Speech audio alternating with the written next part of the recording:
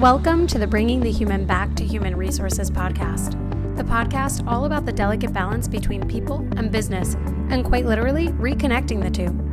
My name is Traci Rubin, and I've spent nearly my entire professional career in HR. Join me as I share stories, opinions, and words of advice with you each week. Welcome back to the podcast, everybody. Does my voice sound better? Thank you for allowing me to give you a 12-minute episode last week because my voice was unwell, so I needed that break. I appreciate your understanding, and it looks like there are a ton of new people listening, so it's not every day that I just decide I need some vocal rest when I'm putting out an episode, but welcome to the HR Traci family, bringing the human back to human resources. This podcast has been one of the best parts of my year, pandemic environment, life, I don't know. Anyway, for those of you who follow me on LinkedIn, before I even get into this week's episode, I just wanted to make a formal announcement because I have not shared this on Instagram yet, but I have to figure out a way to share it from a social media perspective. But I was asked to be a speaker and panelist at the Hacking HR 2022 Global Online Conference. So I'm so excited. It's from March 7th through the 12th. I'm going to put a link to register. It's all free and completely online. So if you don't click the link to register, you are missing out. I have listened to a few of the conference materials from 2021 when they had speakers and panelists for this past year, and it's really a really amazing group of people. I mean, there are literally, I think, over 600 speakers who have already confirmed participation. So obviously, I'm a small fish in a big sea, but I'm just really, really excited to have been invited to be a speaker, to be a panelist, and I hope that I can count on you to be there and to support. Maybe we'll make some shirts. Is that like a thing? Do people make shirts for conferences? I don't know. I feel like there's always a good reason to make a shirt. Anyway, before I get into the episode, just remember to hit the follow button, hit the like button, subscribe, wherever you're listening to this, whether it's YouTube, Spotify, iTunes. Make sure that you are subscribed and following me, and you can hit the little notification bell on all of those platforms to make sure that you're notified when a new episode is released, which you can always count on it to be released every Tuesday. So let's jump into it. I told you last week that for this week's episode, I was going to post polls on my Instagram, which I did. I'm glad I remembered. I reminded myself through my calendar. Wonderful thing. And it was all about ghosting. I have to say, this might have to turn into a relationship podcast because I actually got a lot of DMs and messages about ghosting in relationships.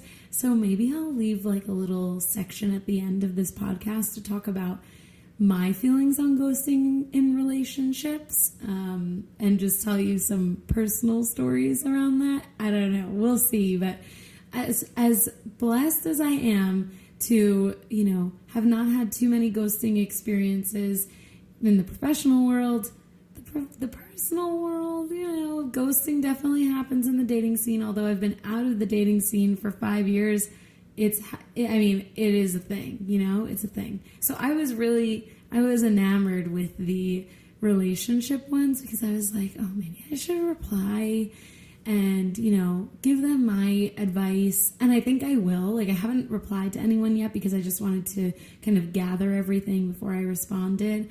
But reading the responses was really awesome, especially the ones about the relationships. Very cute, not so fun, but one day you'll look back on it and you'll appreciate all of the trials and tribulations that led you to the hopefully really great relationship that you end up in.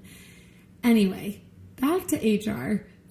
Really the point of my polls was to talk about ghosting and the interview process, which really is like dating.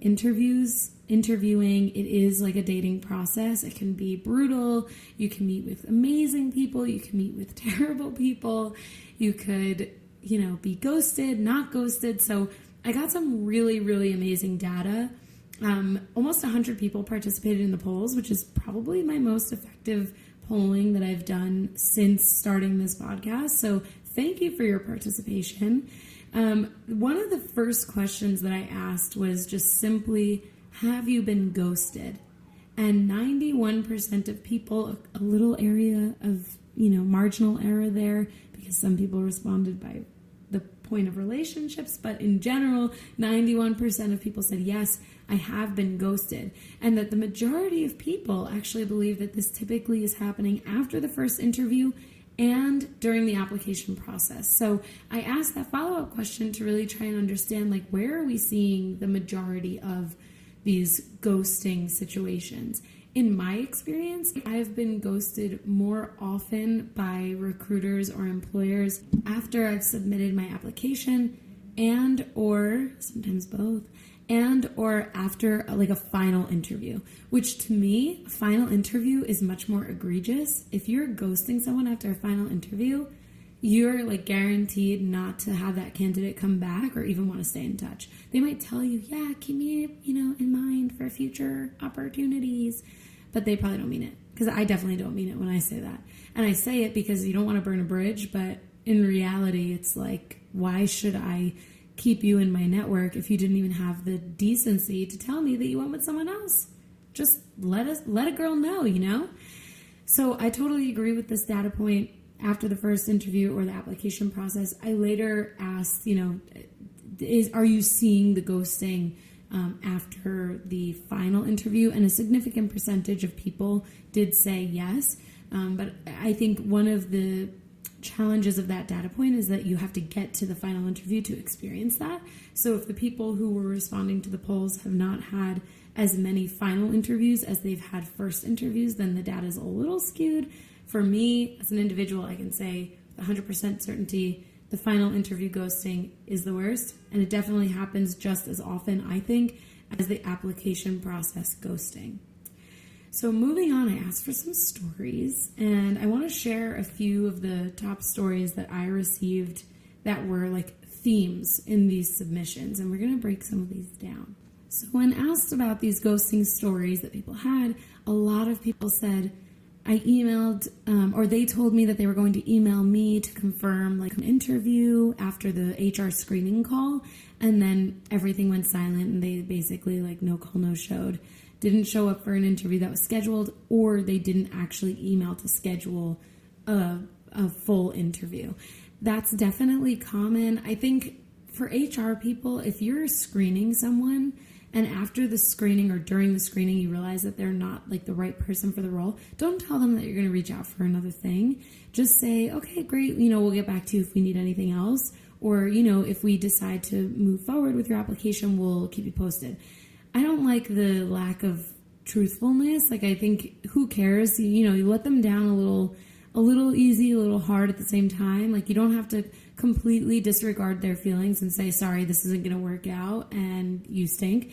But you can say, well, we'll get in touch if we decide to move forward. Because then at least they'll say, okay, I might not hear back from them. And then when you don't respond, if you don't respond, it's not a whole big deal. But if you tell someone that you're going to reach out to schedule another interview, you better do that. Do what you say you're going to do. Someone actually submitted that they had been ghosted internally. That's not cool. I could see that might happen more often in larger organizations, but in this example, the person was I was applying internally for another job and they ghosted me. There, I wonder, is there a communication issue? Did the department heads or the hiring managers, meaning your manager and the hiring manager, not speak? Because if they didn't, then I would say that might be on your manager, because in theory, when you want to apply for a job that's open in your own organization, you're going to let your supervisor know or whoever needs to know, and they'll vouch for you.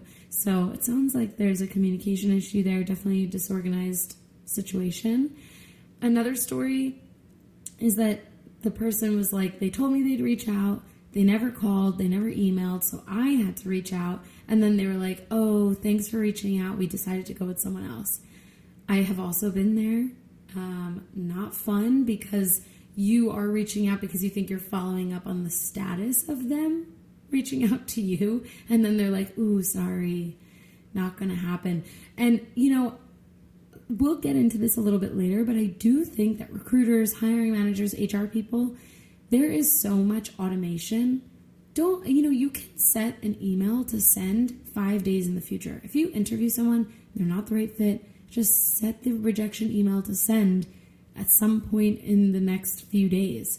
I mean, we shouldn't go through a process with someone who's turned around their entire schedules to meet with you and whomever else, and then not give them the time of day to let them know that you're not going forward with them. Because who knows, maybe you're their top choice and they've turned down another offer because they're waiting for yours. I mean, I think there needs to be some consideration there. And then just for a little bit of, humor, I guess, someone, maybe it's not humor, but levity. Someone reached out, about the relationship side of ghosting, and they were like, yeah, I was ghosted over a text, after texting after a date, something like that. What I can say to you, and I'll come back to this at the end of the episode if I can remember after I record, because I told you all way early on into this podcasting that I kind of black out. I say things and then I just edit and then I don't go back. So if I can remember, that'll be great. But if you're getting ghosted by someone that you went on a date with or that you haven't gone on a date with, they snoozed, now they lose. So, don't let the door hit you where the good Lord split you. That's what I say to people who ghost in a dating scenario. You don't need to put up with that. If they're going to ghost you, just keep it moving. And actually, maybe that's the advice for organizations and companies too that you're interviewing with. If they're ghosting you, and we'll come to this point on when do you reach out if they're not coming back to you? How many times do you reach out to them? That was a data point. If they, if you have for yourself set in your mind, I'm going to reach out up until this number of days after the interview, treat it the same way. If they don't do that, just keep moving and don't look back. 83% of those of you who completed the polls said that you do view a company differently after being ghosted. Of course. Why wouldn't you? I view all of the companies that have ghosted me over the years, I view them totally differently. And actually, in most cases, I've stopped being a patron of their goods. Depending, I've always been in retail. So in most cases, I've applied for retail adjacent roles. And it's definitely made me think differently as a consumer, because actually being ghosted, that is a lack of customer service. And really, even though as an applicant you're not necessarily a customer, you are providing a certain kind and certain level of service to those people who are now getting a window into your organization. So if you ghost them, if you don't reach out, if you don't treat them with kindness and respect, they are going to look at you differently and your organization differently, as they should. When I asked a follow-up question to this data point, I said, well, how does it make you feel? What do you think about these companies after you've been ghosted? And here are some submissions: that there's a lack of care for employees, that the organization is disorganized. Some people are saying, listen, an auto response is way better than no response. So they didn't have time to set that up. There's a lack of respect, poor communication, unprofessionalism. Someone said, why work somewhere that clearly doesn't care about how much time and effort it took for me to apply and put in that effort to interview, for example? They don't care about you from day one, so why should you continue to care about their company and what they do and what they sell or what they provide? And I totally agree with all of these points. They were really good submissions. I think this is, if you're an HR person who is in a position, or maybe you're not in HR, but if you're in a position of interviewing or hiring people, you should really think about this. Think about these words. Every action or lack of action that you send or commit to with another person on the outside, you are representing your company in those actions or lack of actions. So if you're not reaching out, if you're ghosting, or if you are, interviewing in a way that's disrespectful, if you're rude, if you're hard to reach, all of those things have an impact and provide the candidate with a perception of what your organization is like. So if you want the perception to be positive, good, a window into the culture, which hopefully is good, then you should be treating your candidates in that same way.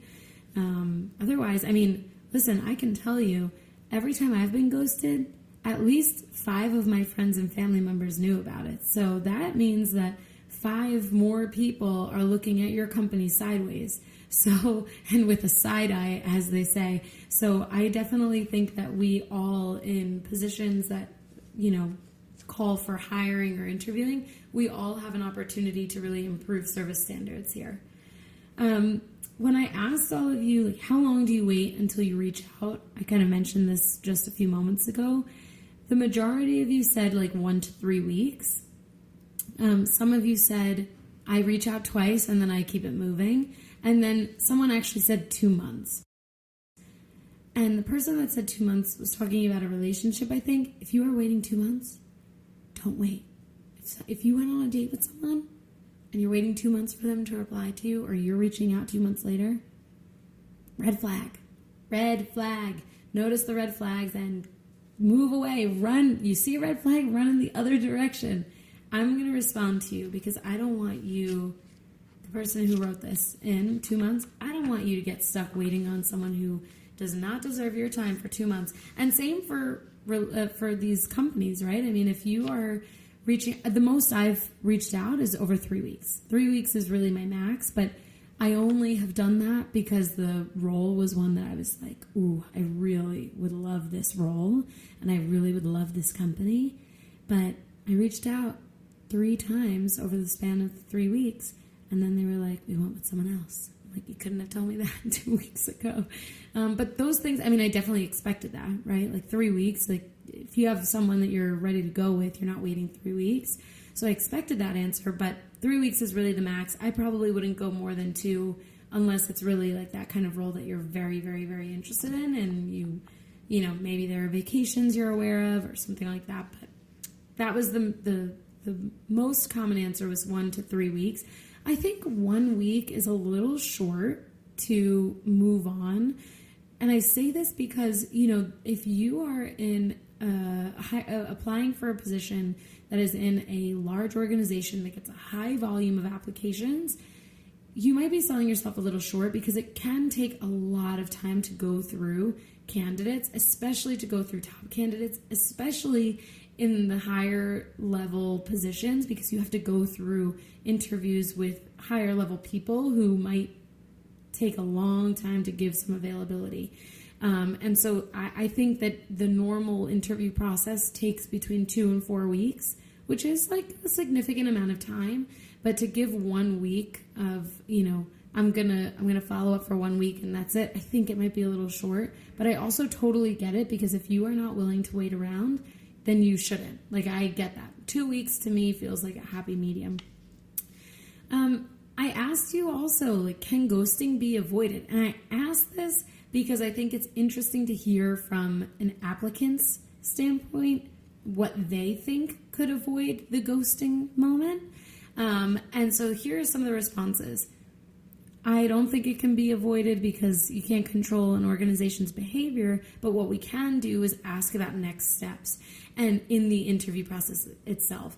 And this came up a few other times actually, where people submitted saying we should just specifically say and ask, what are the next steps? So in their mind, they know you're expecting some sort of outreach. I think it's a great strategy. Someone said, apply to a lot of jobs to increase your chances. Yes and no. If you apply to a ton of jobs without any thought at all, and you get a ton of opportunities to interview, then you're forced to figure out, okay, which ones do you actually care about? And then you might be interviewing for roles that you don't really care about, and therefore your impression with the interviewer might not be that great. And as you know, I always say this, every impression, every opportunity to build a relationship counts. So I would not just go ahead all willy-nilly applying to jobs. I think you should still be strategic in the jobs you apply for. I know there are a lot of job influencers out there and career influencers on TikTok and things like that. That life was not made for me, but they keep trackers and they put when they reached out, when they applied, when they heard back, if they heard back. I don't have that kind of time. So if you have that kind of time, that sounds like a great strategy. If you don't have that kind of time to track every application, outside, like in an Excel spreadsheet, for example, outside of LinkedIn or Indeed, because it saves the jobs that you apply to. If you didn't know that, you can see that. Then I would say make sure you're just applying to the jobs that you really find interesting or the companies that you really like. Then at least your approach is more targeted. People view this differently though, so more power to you if you just want to apply to 1,000 jobs and see how many interviews you can get. Also, I guess that depends on the situation you're in. If you're employed, you're probably going to be more picky. If you're unemployed, then you're probably going to send out as many applications as you can. So there's that. I also received a response that ghosting is not necessarily a reflection of the candidate. And this, I think, is actually really, really important. I've mentioned it on here before that recruiting processes are most often automated at this point. There are applicant tracking systems that use artificial intelligence and machine learning and all of these things, all these tech, gadgets and gizmos. And when you get ghosted, it's not necessarily something about you, but rather the way in which the system is automated and processed and has processed your application. And so this is all to say that, being ghosted is not necessarily a personal thing, especially if you've only applied. If you've been through every single interview with like every single person in the organization, I can totally understand why you would take that more personally and be, maybe have some more emotions around it. But if you've just applied or had a screening call, it's not personal, and it's probably something related to the system not being built out or the person not using the system in the way that it should be used in the most efficient or effective way. I know for example, I've never ghosted anyone that's interviewed, but I know after going through our system, for example, that people who had interviewed candidates didn't ever send a rejection email, even though they thought they did. Like it said rejected, but they never sent an email. And so that's a human error moment where they intended to let the person know, but because they didn't use the system correctly, they never did. So I hope that gives you a little bit of peace of mind if you have been on the receiving end of a ghosted situation, that it's not necessarily personal. It's not necessarily about you. Keep doing you, stay confident. It will all work out and be okay. Someone also suggested a really, really good suggestion, which is to send a thank you email after the interview. I highly, highly, highly _bold, highlight, italics, recommend this. I always send a thank you email. I don't always receive thank you emails. The thank you emails that I receive stand out in my mind because they are so few and far between. So if you are sending a thank you email, you might be part of the minority, and actually you'll stand out in a way that's positive and that sheds light on the type of candidate and potential employee that you are. It literally takes 5 seconds. Create a template for yourself and send it off, like either at the end of the day or the next day after the interview. I wouldn't send it right after, because then it's like, did you even think about the interview at all? Did you reflect? I always do like a solid 8 to 24 hours later. That's my window of time. Highly, highly recommend this. Thank you for sending in that submission. It actually is a great way of avoiding the ghosting. Although it can still be inevitable, it's a great way to keep your name at the top of the recruiter's list. And finally, I asked you, well, which companies are more likely to ghost you, and have you, as a hiring manager, ever ghosted someone? So 82% of you said large companies are more likely to ghost a candidate compared to a small or medium-sized company. I agree. Again, I think this comes down to volume of applications and the resources tied to it. It's probably all automated. So if your resume does not attract the AI tool, then your resume is not going to be moved on to the next step. I mean, it literally is that automated to the point where not every human being is looking at your resume. It's really like a computer looking for keywords in some instances. And then with the ghosting an applicant, there were 2 significant themes. The first was, no, I use automation in my hiring, so I don't ghost applicants. And then the second was, actually, sometimes I do, because I realize it can be hard to prioritize with limited resources, and I think generally this happens with recruiters. This is what the person's saying. So it's not meant to happen, but it does happen because of limited resources and really figuring out how to prioritize. Here's my response to that person who actually messaged me and was like, I needed to expand on what I submitted. Yes, totally, you have to prioritize, but actually, how can you prioritize and still maintain, high service standards and ensure that the people who are taking time out of their days are being notified if they are or are not being considered for a role? And I think this comes down to email automation. We have amazing tech tools like built into our email accounts and systems. It doesn't matter whether you have Outlook or Gmail. There is a way for any email provider to have a setting where you send it later. There are even like integrations that you can add to your email where you can draft something and then send it later on. So I don't know that I totally see this being like a valid point, because I think if someone is taking time out of their day to interview for a role that you have, then you should also take time out of your day to say, hey, so sorry, we're going to be moving on. So even if you don't have an applicant tracking system that uses these automation tools,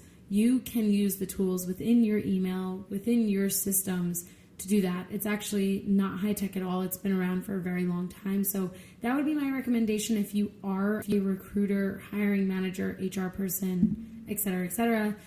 Don't let volume of candidates and don't let, the pressure for time get in the way of how you treat each person, because that person is either going to have a great experience and come back even if it doesn't work out, or they're going to have a not so great experience or a bad experience and they're never going to answer an email from you again. So, I totally get it. Things do happen. I don't disagree with this person in that regard, but I think we have to try a little bit harder to prioritize everyone in the situation. So, that whole ghosting thing, I thought it was really important to talk about, because while we're having this conversation around like people resigning and going to new jobs and needing to have more applicants and just people in general not applying for as many jobs in certain industries, every interaction counts. Literally every single interaction. I do. So if you appreciate that someone is taking 5 to 30 to 60 minutes out of their day to reach out to you, to apply for a job, to write a cover letter, to email you about their interest and passion in your role in your company, take that seriously, because we're dealing with, as hiring managers, as HR people, we are dealing with, I can't believe I'm going to say it, unprecedented times where we have the highest number of job openings that the U.S. has ever seen, at least since the Labor Department has started recording these statistics, which is already, they've been doing this for 21 years. So the highest number of open jobs in 21 years, okay? Every open job that has an applicant needs to be treated like the only applicant. And if you're in a larger organization, make sure that your automation tools are set up to provide the best experience possible. If you're in a small or medium-sized company, block out time every week. Maybe it's at the end of the week, maybe it's the start of the week, to go through the people you've met from the previous week and email them and let them know the status of their application. Set up templates. You never have to recreate or reinvent the wheel. I literally try very hard to never do something twice. Like if I write an email for something, I'm saving it so that I can use it again, or I'm finding it so I can copy and paste it. Don't reinvent the wheel. Just make your life easier in the short run by having those templates ready to go, and in the long run by maintaining a strong, service standard for how we're treating applicants. So that's that on ghosting. Don't ghost, and if you are ghosted, don't take it personally. Just keep moving and apply for the next best thing. But I wanted to come to this relationship thing. Am I like a new relationship advisor? I don't think so, but I can be. I'm here for it. I want to come back to these people who responded with the relationship ghosting. I am sure that it is a hard world out there to be dating amidst a pandemic.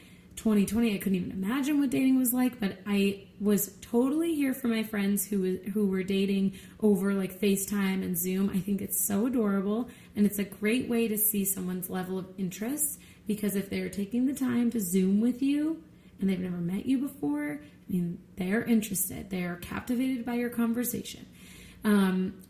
Even though I'm getting married in 55, well, when this episode comes out, it'll be 54 days. Who's counting? 54 days from being a married woman.